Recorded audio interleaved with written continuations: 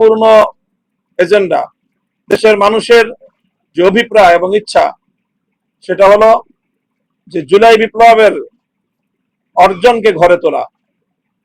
জুলাই বিপ্লবের প্রেক্ষিতে যে জুলাই সনদ প্রণীত হয়েছে ঐক্যমত্যের ভিত্তিতে, সেই জুলাই সনদের আইনি ভিত্তি প্রদান, এটা আমাদের দীর্ঘদিনের প্রত্যাশা, জাতির প্রত্যাশা।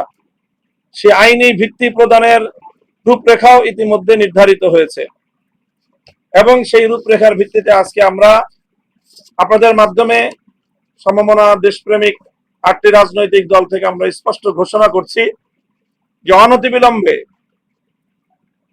জুলাই সনদের আদেশ জারি করতে হবে।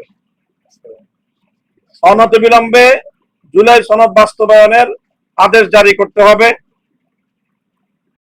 এখন আমাদের প্রধান আমাদের গুরুত্বপূর্ণ বিষয়, অগ্রাধিকার ভিত্তিতে আমরা এই 3টি বিষয়কে জাতির সামনে উপস্থাপন করছি এবং এই বিষয়গুলো বাস্তবায়নের ক্ষেত্রে আমরা ধাপে ধাপে আমাদের পদক্ষেপ, আমরা প্রত্যেক দল নিজ নিজ দলীয় ভাবে এবং যুগপৎভাবে আমরা এই দাবিগুলো আদায়ের জন্য আমরা কর্মসূচি ঘোষণা করব, কর্মসূচি বাস্তবায়ন করব।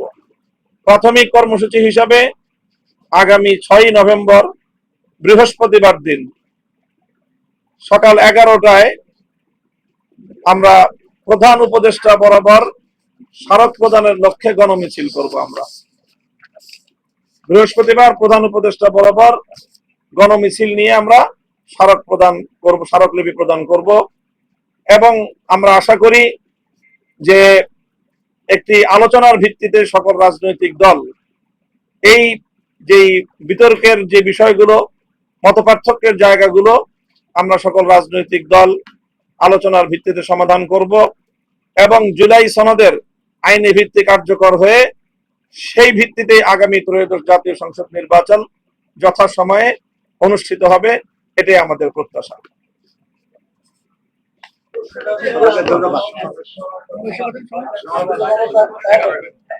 আমাদের গণমিছিলের সময় হলো বৃহস্পতিবার 6 নভেম্বর সকাল 11টা, রাজধানীর পল্টন মোড়। বিভিন্ন রাজনৈতিক দল ভিন্ন ভিন্ন গণমিছিল করে পল্টনে এসে আমরা একীভূত হব।